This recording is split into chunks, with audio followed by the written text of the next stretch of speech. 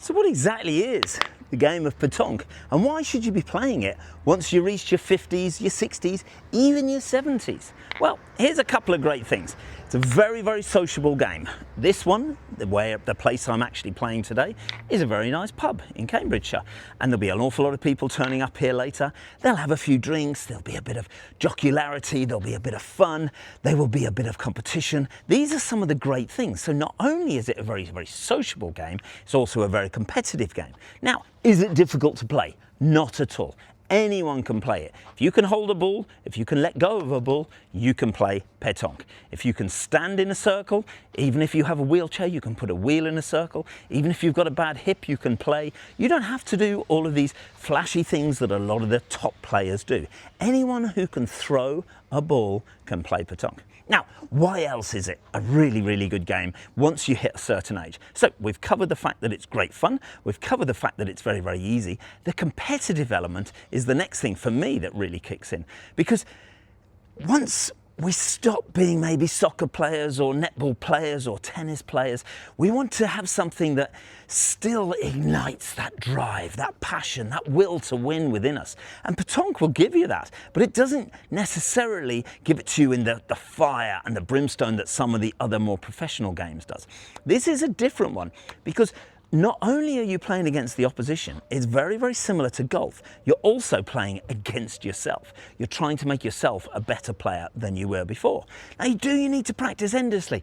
Not at all. You can turn up every single week, week in, week out. You can turn up every now and again. Doesn't really make any difference at all. As long as you enjoy the game, that is the most important thing. It's just picking up a set of ball. You can buy them secondhand. You can get them from some of the well-known distributors in the UK and also worldwide. Obviously, Amazon sell ball.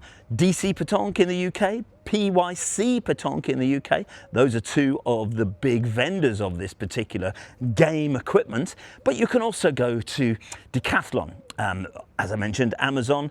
One little thing though, if you're going to buy equipment and you're tempted into Amazon and you're tempted into looking abroad, don't forget, because of the UK and our wonderful Brexit law, you're going to pay a hefty tax when that arrives.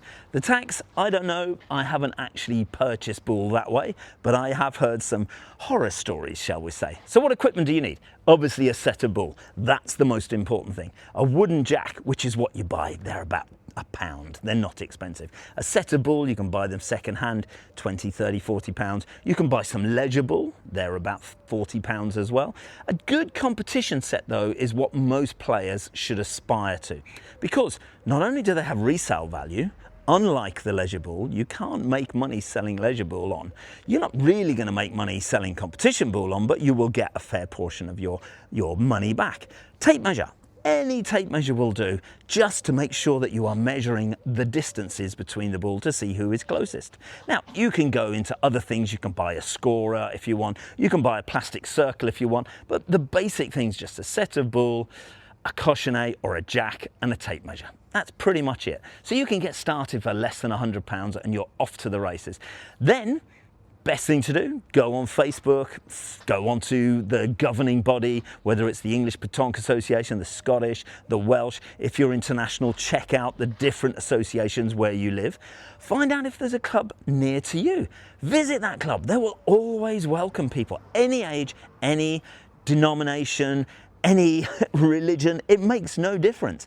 In London, for example, we have every player, every shape and size and look and style and religion, every country. There's everything. It's absolutely wonderful. And it's a great game because people come together from all walks of life and they accept each other and they play, and there is no politics that goes into it. Sometimes there is at the high level, but we don't need to worry about the high level. This is about a game that you can get into in your later years of life, enjoy the competitive element of it, enjoy the fun element of it. You can have a drink, you can have some food, you can go abroad, you can do all sorts of things because pétanque is played worldwide. This is why, for me, people in their 50s, people in their 60s, people in their 70s should embrace this game. I met a gentleman in France, 86, a little bit disabled, and got shot in the arm, had to play with literally 2 fingers like this, but he was still playing an incredible game at 86. So this just shows you, it isn't a young person's sport in many countries. In many countries it's seen as a slightly older, shall we say, more mature person sport. But the youth, they can be very, very good, and they can get very good very, very quickly, in which case they can take on their parents and beat them. When I go to France, which I do quite a lot, I have lost graciously to many 8, 9, 10-year-olds, because for them it is a passion, it is a national sport. They want to be the best, they want to beat their granddad, they want to beat their father, they want to beat their mother, they want to beat their sister. It's a great family game, anyone can play it, very low cost, very competitive. Get started. Let me know how you get on.